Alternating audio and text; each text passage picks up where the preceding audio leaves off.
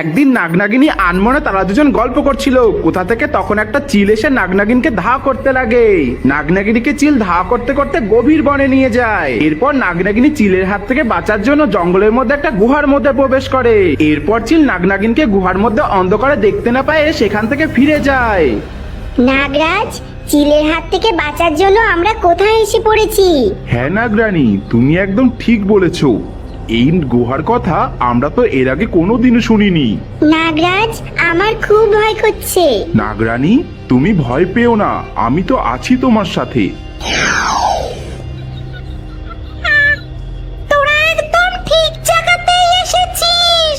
এইবার তোরা কোথায় যাবি? কি কে তুমি? আমি হলাম ডাইনি। এই গুহাটা আমার গুহা, আর এখানেই আমি থাকি। দেখো ডাইনি, তোমার কোনো ক্ষতি করতে আমরা আসিনি। আমরা চিলের হাত থেকে বাঁচার জন্য এই গুহাতে আশ্রয় নিয়েছি। আমাদের ছেড়ে দাও, আমরা তো তোমার কোনো ক্ষতি করিনি। বলো, কি বললি? ছেড়ে দেব?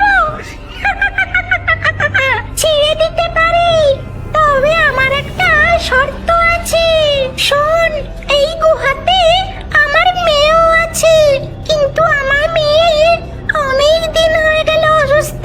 যদি তোরা তাকে ঠিক করে দিতে পারিস তবে তোদের ছেড়ে দেব। ঠিক আছে ডাইনি, আমরা আমাদের সাধ্যমতো চেষ্টা করব তোমার মেয়েকে ভালো করে দেওয়ার। ঠিক আছে, তোরা এবার আমার পিছু পিছু আয়।